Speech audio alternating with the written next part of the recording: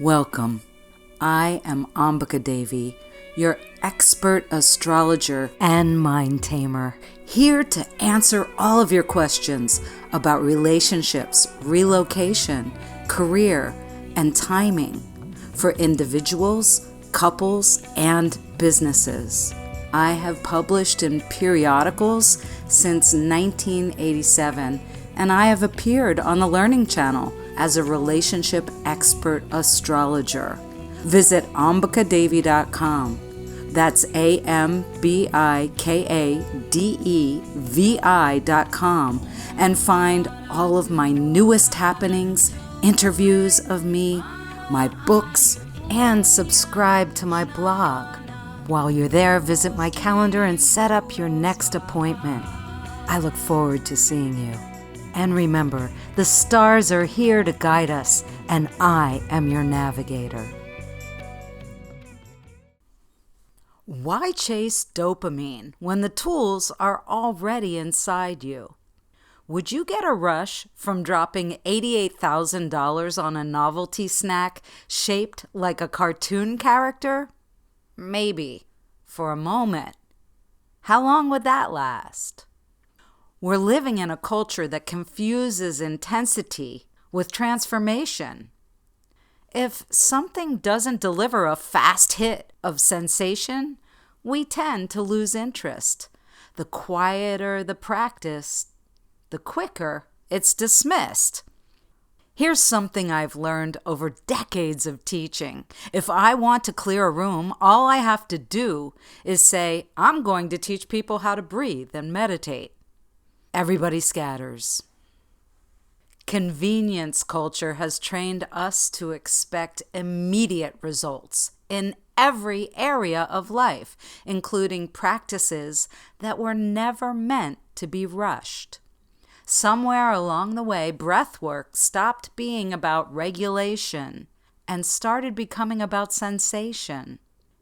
Ancient practices designed to stabilize the nervous system are now rebranded and dressed up as extreme experiences, promising a fast high, a dramatic release, or a story someone can tell afterward. It is unfortunate that the quieter practices are often ignored because they are thought to be too slow and too subtle. I have watched breath become a performance, and I have dismantled many seekers' confusion about meditation being a destination. Pranayama is an essential part of a daily yoga practice. It quiets mental chatter and supports the body's natural functions. I practice two foundational forms, Kapalabhati Pranayama and Anuloma Viloma Pranayama, every day, and I've seen their effects repeatedly: improved sleep, steadier digestion, and a more regulated nervous system. If you're new to pranayama, you can find a gentle introduction on my meditation page that covers how to breathe like a yogi. Foundational breath practices don't promise fireworks or visions. What they offer instead are subtle, cumulative shifts, clarity, steadiness, and a sense of internal cleanliness that emerges only when we slow down enough to notice. We are living in a dopamine-driven culture that has been trained both neurologically and socially to chase intensity, novelty, and peak experiences. The slow work of regulation doesn't stimulate the reward system in the same way. So instead of sitting with the basics, people reinvent the wheel. They push the breath to extremes. They restrict oxygen. They flood the system with carbon dioxide.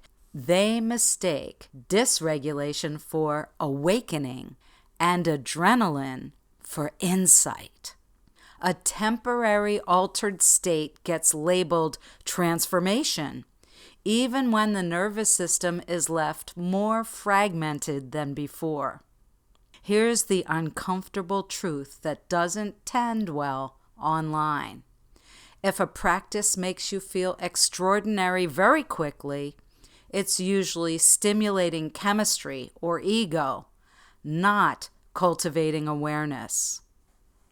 Meditation and pranayama do not care if anyone is watching. They are not about conquest. The breath does not need to be forced, shocked, or dominated. The body doesn't require extremes to heal. The mind doesn't need to be strangled into silence.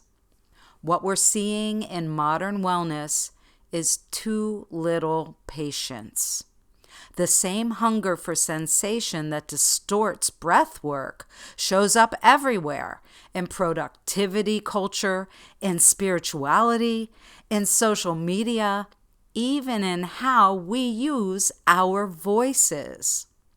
The practice that initiates real change and restores coherence are often too simple for current marketing trends. Their proof doesn't fit into a 15-second reel. I have always stuck with the fundamentals of breath, sound, and voice. These are not techniques to master, but companions to visit with daily. When breath is regulated, voice becomes medicine. When voice is used consciously, it settles the nervous system in ways no peak experience ever could. Transformation is only visible when we look back and evaluate the path that led us to this present moment. It doesn't announce itself with fireworks and a parade. Instead, it reveals itself quietly, in contrast with who we once were. Voice work, like pranayama, is not about getting high or being impressive. It's about coming home to the body, the breath, and the truth that regulation, not sensation, is what allows wisdom to emerge. This distinction between sensation and regulation is at the heart of my upcoming talk, The Alchemy of Your Voice, with the Happiness Club of Palm Beach. It will be on January 20th, 2026, from 5:30 to 7 p.m. at the Cypress Lounge in Palm Beach Towers.